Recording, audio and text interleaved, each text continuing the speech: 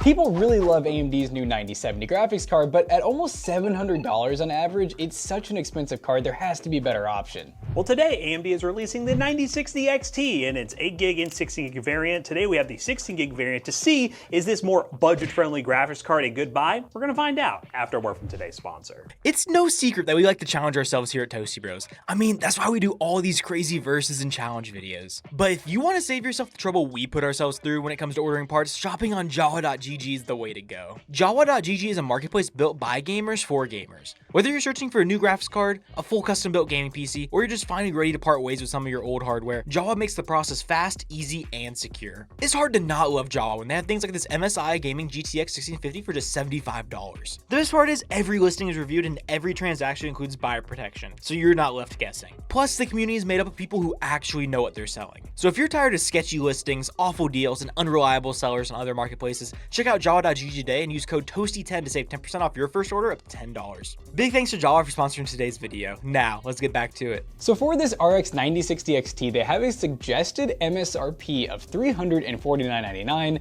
Now, let's be real for a second here, guys. We're probably gonna see prices closer to $400 if I had to guess, and hopefully some really good availability. I'm just fingers crossed that Best Buy, Newegg, Amazon are all gonna have these cards by the plenty and we can just buy them up. But it definitely is a promising number considering the fact that right now it's like, what do you wanna get? A 5060 Ti for, $500, or maybe this card instead?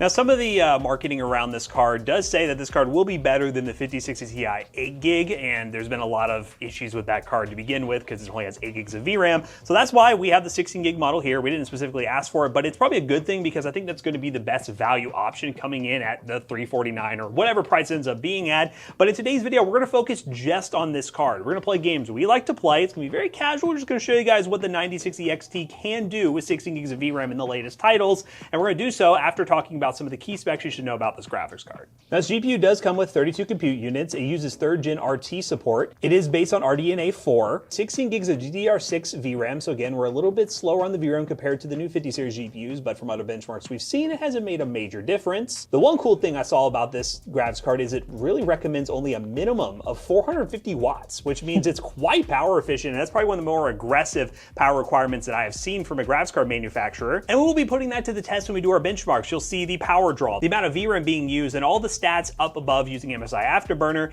But let's go and talk about our test bench real quick, and then we'll dive into some testing to see, is the 9060 XT worth the price? To go over the specs of the test bench, we have the Ryzen 7 7700X that is an 8-core 16 thread with a large tower cooler cooling it. We also have 32 gigs of DDR5 RAM at 6000 megahertz in dual channel. This test bench is packed with storage as well with a 4TB Lexar Gen 4 NVMe SSD. We have an Asus ROG Strix B650 Wi-Fi motherboard. We have a 1200 watt 80 plus gold fully modular power supply, all inside of a pretty high airflow full ATX case. So now that we talked about our test bench, we're gonna go ahead and pair our new AMD GPU with it, and we're gonna get to gaming.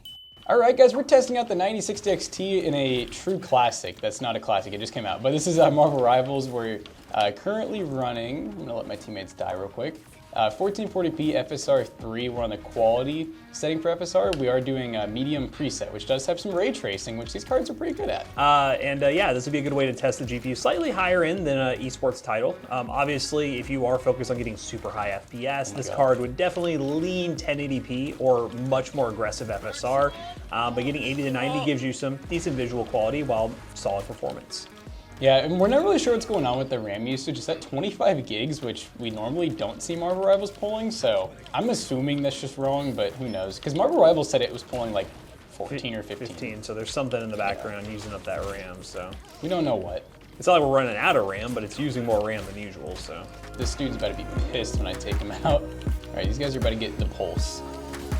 Ooh, for 1440p, on like a quote-unquote budget card. Budget card, we're talking $350, and that's just MSRP. I would imagine this Asus card, and we'll try to probably have like a pin comment down below, probably a little bit more, probably looking at the $400 range, but again, we are competing with the 5060, 5060 Ti. It's kind of what's going on with this card, this price point. Oh my god, what just happened to my mouse? Yo! No, not me. Yeah.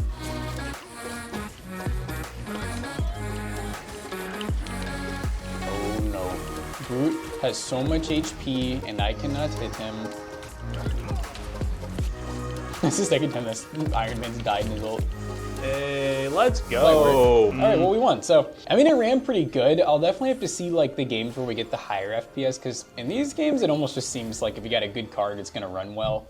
Which that's definitely a good benchmark. Okay guys, we are now playing Spider-Man 2, and we are currently running the following settings. Currently running 1440p, balanced FSR 3.1.0, gotta love that, on the high preset, and we are running ray tracing on high, which funny enough, where you can go to high ray tracing, very high, or ultimate. High is the low.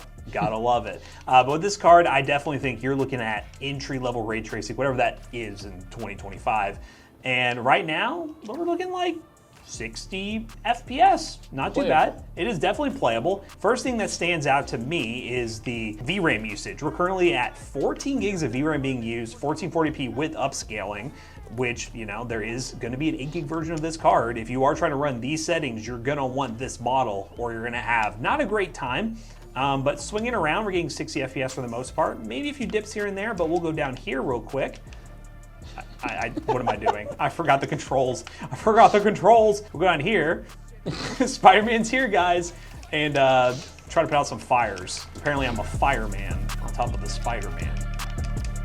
I swear, kids these days and catching gas tanks on fire. I know, kids these days with their fire pranks. And their guns. Looks like a bunch of woke kids to me. Yo, that's new. I haven't seen that.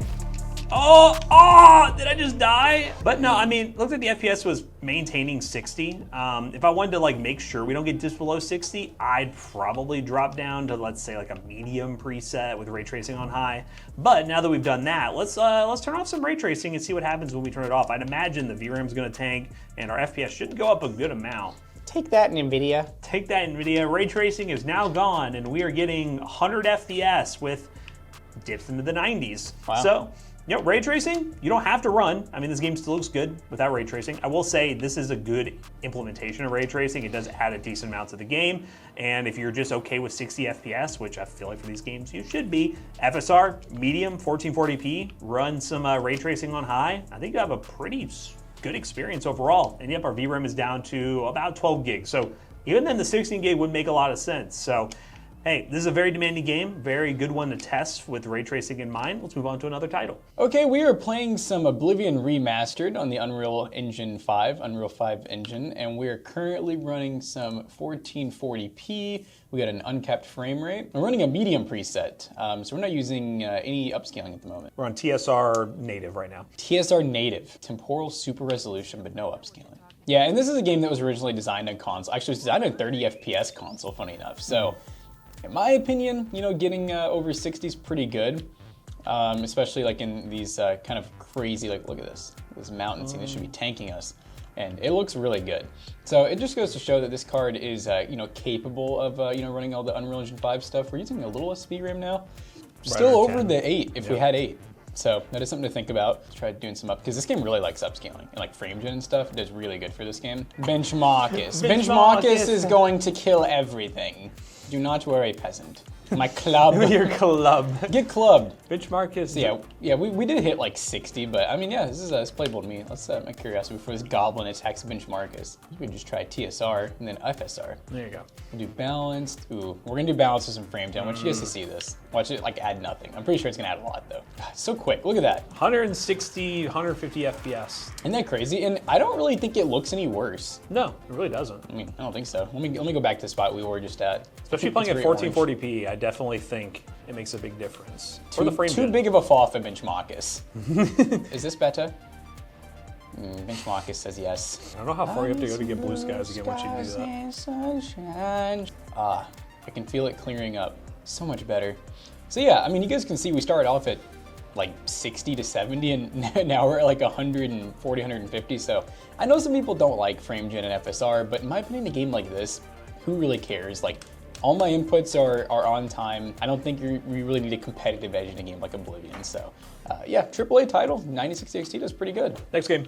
Okay guys, we are now in Clair Obscur Expedition 33, currently running the following settings. I always forget you have to do this button for settings. We're currently running high with TSR set to 75%, 1440p. And yeah, we're just doing like basically slight upscaling at 1440p. and we're getting about 60 FPS. Not too bad. We'll go to this one fight scene here. I promise, guys, I'm actually gonna start playing this game, so I might have some further points in the game besides this random like training demo every time. But it does give us a chance to show you guys the FPS numbers in this game, and you can always go lower details if you want to. But I haven't played this game yet on a PC that's a little bit better. We've been testing a lot of really budget PCs with this, so it looks a lot better than it does, obviously. Get a few dips below 60 here, so not amazing, but overall not too bad. This might be one of those games where if you want to run higher details or you just get whooped over and over again, it might be 1080p high, 1440p a little bit lower, medium settings. Perfect dodge. Oh, I'm glowing, I'm overcharged. For those who come after. Oh, that wasn't enough? Okay, that's fine. Oh, parry. What? I swear sometimes the parrying is just not even there. Yeah. Hey, VRAM didn't go over 8. Surprisingly, this game, you could probably get away with it, but again, we're in a scene where there's not a ton happening, so maybe later in the game it'll go over that, but all in all, this game runs solid. 60 FPS is kind of what you're looking for, even at 1440p. 1080p, obviously you'll get more FPS. Let's run some built-in benchmarks and then come to a conclusion about the 9060 XT. Okay guys, we just finished doing our Let's Play benchmarks, but let's go ahead and test a few more games, shall we? The games we decided to test are as follows. We tested Black Myth Wukong, Indiana Jones and the Great Circle, Monster Hunter Wilds, and the Half-Life 2 RTX demo, along with our 3D Mark score. First up with Black Myth Wukong in the benchmark tool, 1440p medium settings with no upscaling, an average of 64 FPS, a max of 74, and a minimum of 24. This is a good example of running some FSR will definitely yield you an 80 to 90 FPS average, which I think is very playable at 1440p medium settings, for a game like Black Myth Wukong, and the actual game is a bit more demanding, so I would imagine running some upscaling will be ideal for a game like this, and even some frame gen if you're okay with that. Next up, we have Indiana Jones and the Great Circle, 1440p medium settings with no upscaling, just running around this map here, we get about 90 to 100 FPS. Indiana Jones is one of those games where if you're getting 60 to 70 FPS, I'm pretty happy with the experience, but being able to get 90 to 100, it's actually pretty solid. You could crank the details up if you want to, and like you've seen with Spider-Man 2, you can run ray tracing on this graphics card, albeit not maxed out. You can actually run RT, especially the 16 gig version, and on this game, you'll get very awesome visuals. In a game that's known for eating up a bunch of VRAM, it's pretty good that we have the 16 gigs to work with. Next up, Monster Hunter Wilds with their benchmark tool, 1440p medium settings with FSR enabled on balanced, and we got an average of 91.77 FPS, basically round up to 92 or 91, whatever you want to run with, but all in all, that's a very good FPS number for this game. Now, Monster Hunter is designed with frame gen in mind. Yeah, I know, it shows you that every single time you launch the game, so running frame gen, you would easily be able to get 100 plus FPS and have a really good gaming experience, and I do think this is still good for 1440p. I was honestly going into this thinking maybe this graphics card would be more focused on 1080p high settings, but honestly for AAA titles, 1440p, if you're okay with upscaling, you can yield some really good FPS numbers. And lastly, just for the fun of it, I launched the Half-Life 2 RTX demo after seeing how Spider-Man 2 did with ray tracing, and that wasn't good at all. We got like 15 FPS and you got to run ultra performance to get things working. I'm not gonna spend too much time on that, but I just wanted to show you guys what it looked like. And then we got our 3D Mark score, which ended up being 15,873, which is a pretty solid score in 3D Mark for this graphics card at this price point. But that pretty much wraps up the benchmarks of today's video. Let's go ahead and bring Jackson back in here and wrap this video up real quick. So after benchmarking quite a few games, we can definitely say that this new card from AMD is actually pretty good. Now, it is going to depend on pricing. We think that any card can be decent if it's at the right price, and we do think that it's probably worth going for the 16 gig variant like we have in this video for only $50 more. Now, if it ends up being like 100 or 150 more, then maybe it might be worth going 8, especially depending on what you're playing. Otherwise though, go with the 16 gig model. And I think the moral of the story is, and until prices start coming down a bit, realistically, when we're talking about budget GPUs like we used to talk about a few years ago, I think the budget market is just the used market at this point. Anything new, you're going to be looking at around $200 to $300. At this point, we're looking $300 plus. Maybe there'll be some stuff below this, but I'll be honest with you, if you're going to want to go ultra budget nowadays, you're probably going to want to go used. But this graphics card is still pretty solid for the price, and hopefully availability is good and pricing is good, and you can check that yourself using the links in the description down below. They are affiliate links and they will help us out. Let us know if you plan on picking up a 9060 XT and what CPU you're going to pair it with. But as always, we hope you guys enjoyed today's video. If you did, make sure you check out our other 2 YouTube channels and also our twitch.tv/toastybros, and do not forget to like, comment, and subscribe. And we'll see you guys on the next one. Bye-bye.